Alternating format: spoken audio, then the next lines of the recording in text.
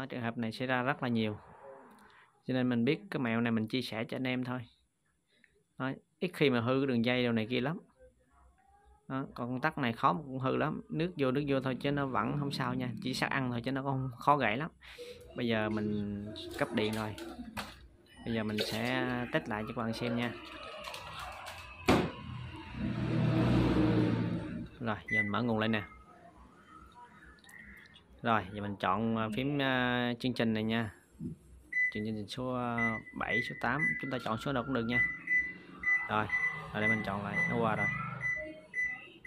Rồi số 7 đi ha. Rồi chúng ta bấm khởi động nè, rồi chúng ta theo dõi nha. Đó, số 7 nè. Rồi các bạn xem vào nước kìa, nó đã xả được nha các bạn, và đã hết báo lỗi U4 nha. Đó, cực kỳ đơn giản. Rồi để mình bấm dừng lại nè, mình bấm dừng lại và mình sẽ test lại cái chức năng khác cho các bạn xem nha. Đây. Đó, để lên ít nước, mình tắt, mình chọn phím số 8 hồi nãy mình chọn số 8 là nó cũng bị nha. Mình tắt nè, mình chọn chương trình số 8 vát cực khô nè. Nói chung là khi chúng ta vát nước thì nó sẽ không có được nha, nó không có cho chúng ta xả nước. Đó. Rồi chúng ta bấm khởi động nè. Ok, hết báo lỗi rồi nha các bạn. Đó, các bạn thấy chưa? Rồi bắt đầu là chúng ta xả được nước nè. Đó, các bạn thấy nước nó chảy không? Đó, cái ống thoát nước dưới kìa. Đó. Rồi, đơn giản cực kỳ thôi. Chào các bạn, video ngày hôm nay mình sẽ chia sẻ cho các bạn cái cách xử lý khi máy giặt chúng ta nó không xả nước được nha. Nước chúng ta không xả được. Đó, đây, khi chúng ta xả nó sẽ báo lỗi nha. Thì đây là các cái số để chúng ta chọn phím chức năng nha. Đó, để chúng ta chọn từng mức mà chúng ta sử dụng. Thì khi chúng ta không xả nước được đó thì nó sẽ báo lỗi nha các bạn, nó sẽ báo lỗi U4 nha. Thì cái lỗi này là thường hay xảy ra nè. Rồi các bạn sẽ mở nguồn nè, để mình sẽ test cho các bạn thấy nè nha. Rồi chúng ta sẽ cho nước vào nè, rồi khởi động nè, thì nước vẫn vào bình thường nha. Đó, các bạn thấy chưa? Đó, nhưng mà ngược lại là chúng ta không thể xả được nha. Đó, rồi bây giờ mình chọn nút chương trình không có được nữa, mình phải tắt nè, tắt rồi mình mở lại nha.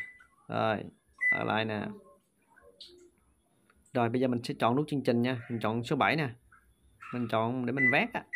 Thì khi mình chọn nút vát thì tự động nó sẽ xả nước ra đầu nó vát nha. Đó, chọn số 7 nè, hoặc là số 8 cũng được. Bây giờ mình chọn số 7 đi, rồi bấm khởi động nè. Đó, các bạn thấy chưa, nó báo là U4. Đó, lỗi này thường hay xảy ra nha. Thì thường cái lỗi này á, là nó do nguyên nhân á, là chúng ta không đậy cái nắp kỹ nè. Đó, các bạn thấy cái nắp chưa, thường là cái nắp này thường chúng ta dở ra, chúng ta không đậy lại thì nó sẽ báo lỗi như thế này. Còn ở đây mình đã đậy nắp kỹ rồi nhưng nó vẫn báo lỗi U4 nha. Thì đây là nó đã bị hư bên trong. Thì cái trường hợp này rất là đơn giản thôi, chúng ta xử lý trong một nút giặt nha. Đó, cực kỳ dễ làm luôn. Các bạn chỉ cần xem áp dụng và làm theo thì sẽ được 100% nha, không cần thầy thợ gì cả. Rồi bây giờ mình sẽ test tiếp cái phím số 8 nè, phát cực khô cho các bạn xem nè. Đó, nó vẫn báo lỗi như thường nha. Đây nè. Đó, rồi các bạn thấy chưa, báo U4. Thì cái lỗi này nó thường hay mắc phải nha. Khi chúng ta sử dụng một thời gian á thì nó sẽ lỗi như thế này.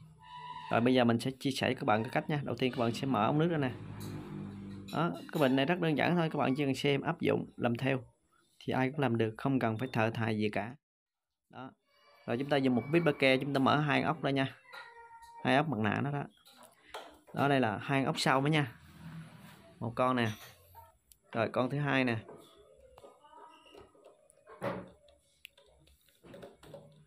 Đây là của hãng Awa nha, máy giặt này 8 kg.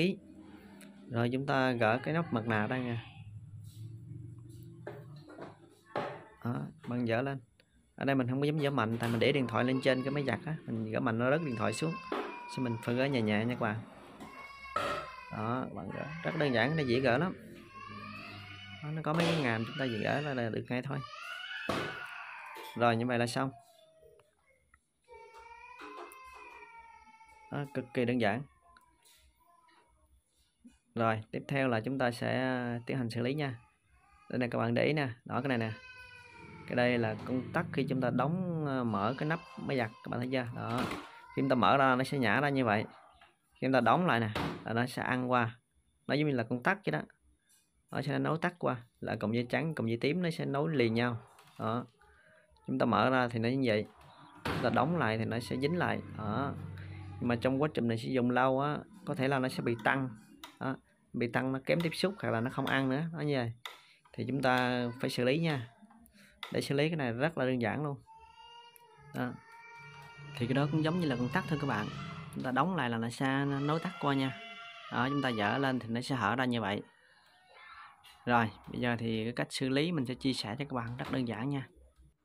Rồi các bạn đợi mình một chút nha, mình sẽ đi lấy một con dao để mình cạo cái điểm tiếp xúc của cái tắt này. Đó, thì trong quá trình mình sử dụng lâu á thì là nước đó nó bám vào, có thể là nó sẽ làm tăng, nó làm dơ đi và nó kém tiếp xúc. Chúng ta đóng lại giống như là nó không đóng vậy đó. Thường thì chúng ta vệ sinh chỗ này là nó sẽ được nha. Đó, còn nếu mà nó không được nữa thì có thể là do nó bị mục bên trong, một là đứt dây, hai là nó mục bên trong của chỗ công tắc đó. Đó, nó mục thì chúng ta lâu ngày nó sắc ăn á, cách ly ra thì chúng ta phải thay chỗ này. Thì cái này nó rất là rẻ thôi nha các bạn, thì đa phần nó cũng ít hư lắm nha, nó chỉ bị kém tiếp xúc thôi nha. Rồi bây giờ mình sẽ dùng một con dao nè, mình sẽ cạo điểm tiếp xúc nè. Đó, ở đây thì một tay mình cầm điện thoại nè, cho nên mình chỉ được cạo một tay thôi, chứ chúng ta phải dịnh một cái tay bên dưới thì chúng ta cào nó sẽ dễ dàng hơn nha. Đó, chúng ta cạo dưới cho nó sạch sẽ. Sau một lát chúng ta cạo ở trên nữa, chúng ta tăng cái độ tiếp xúc của nó lên. Thì những cái đồ mà chúng ta sử dụng mà có nước đó, giống như là máy giặt đồ này nè, đó, hay là ấm nước đồ này kia đó, thì trong quá trình chúng ta sử dụng đó, nước nó sẽ vào nha, và nó sẽ làm cho sắc ăn và nó làm tăng lên nha, nó làm dơ nha, thì chúng ta sẽ không tiếp xúc được. Đó, như vậy đó các bạn, cạo sạch sẽ nha. Đó, các bạn chỉ cần hãy mà gặp trường hợp như thế này, các bạn chỉ cần mở ra như vậy nè, các bạn làm vệ sinh sạch sẽ chỗ này là đảm bảo với các bạn là nó sẽ hoạt động bình thường lại ngay. Thì trong quá trình chúng ta sử dụng á, ví dụ như chúng ta cào mạnh quá thì nó sẽ cong cái nhíp này, các bạn thấy chưa, chúng ta phải ái cái nhíp xuống lại để cho nó có khoảng cách nhất định thôi.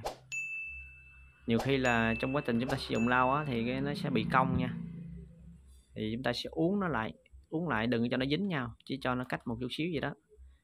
Đó các bạn, như vậy là ok nè. Rồi khi chúng ta đóng lại á, thì nó sẽ đây các bạn xem nè, đó thì nó sẽ ăn lên. Rồi như vậy là 100% thành công nha các bạn. Đó, các bạn thấy chưa, thấy như vậy là ok đó các bạn. Đó, nó tiếp xúc như vậy là ok. Còn nếu các bạn không chắc ăn nữa thì các bạn dùng đồng hồ các bạn đo. Ở đây mình chắc chắn là nó ok đó các bạn. Thì đa phần là mình sửa là cái bệnh này là nó chỉ bị chỗ này không nha.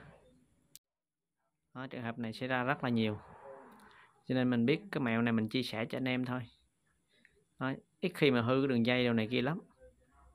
Đó, còn con tắc này khó mà cũng hư lắm, nước vô thôi chứ nó vẫn không sao nha, chỉ sắc ăn thôi chứ nó không khó gãy lắm. Trên trường hợp là cái máy giặt chúng ta nó cũ kỹ quá, nó mục lắm thì chúng ta mới bị sắt cái đó nó mục thôi. Rồi như vậy là xong các bạn, cực kỳ đơn giản. Đó. Rồi để mình để cái điện thoại lên trên này, mình sẽ nói rõ lại một chút cho các bạn dễ hiểu nha. Thì đây các bạn thấy không, đây nè, đây nó giống như là một con tắc vậy đó. Khi chúng ta đóng nắp lại thì nó sẽ tiếp xúc lại, nó ăn với nhau hai điểm này nha, dây trắng với cái dây tím đó nó sẽ ăn lại. Đó, như dây này nè, nó sẽ nấu tắt lại. Khi chúng ta mở nắp thì cái dây này nó sẽ hở ra, hai dây này nó sẽ cách ly ra. Đó, và như vậy đó các bạn, đơn giản cực kỳ. Rồi bây giờ mình cấp điện rồi, bây giờ mình sẽ test lại cho các bạn xem nha. Rồi giờ mình mở nguồn lên nè. Rồi giờ mình chọn phím chương trình này nha, chương trình số 7, số 8, chúng ta chọn số nào cũng được nha. Rồi ở đây mình chọn lại, nó qua rồi. Rồi số 7 đi ha. Rồi chúng ta bấm khởi động nè, rồi chúng ta theo dõi nha. Đó, số 7 nè. Rồi các bạn xem vào nước kìa, nó đã xả được nha các bạn, và đã hết báo lỗi U4 nha. Đó, cực kỳ đơn giản. Rồi để mình bấm dừng lại nè, mình bấm dừng lại và mình sẽ test lại cái chức năng khác cho các bạn xem nha. Đây.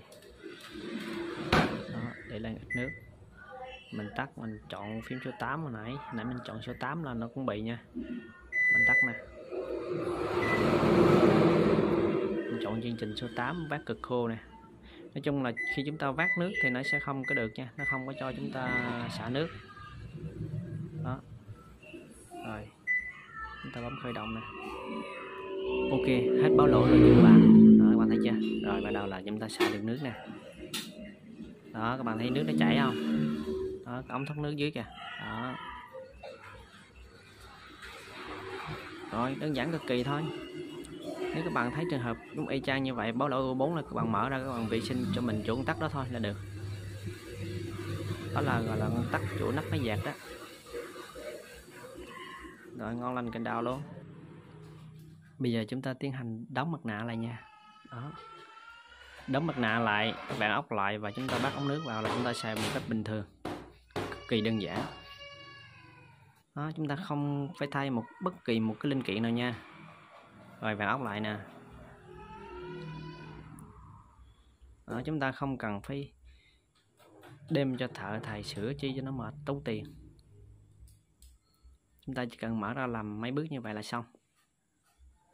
Có máy giặt xài là bình thường. Rồi, ngon lành cành đào. Rồi, tuyệt vời mặt trời.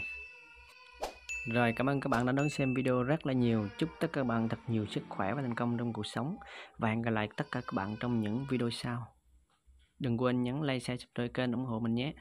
Rồi bây giờ mình sẽ bắt ống nước lại là xong nha các bạn. Cực kỳ đơn giản. Rồi, cảm ơn các bạn đã dõi theo video của mình từ đầu chí cuối nha. Rồi, hẹn gặp lại tất cả các bạn trong những video sau. Xin chào.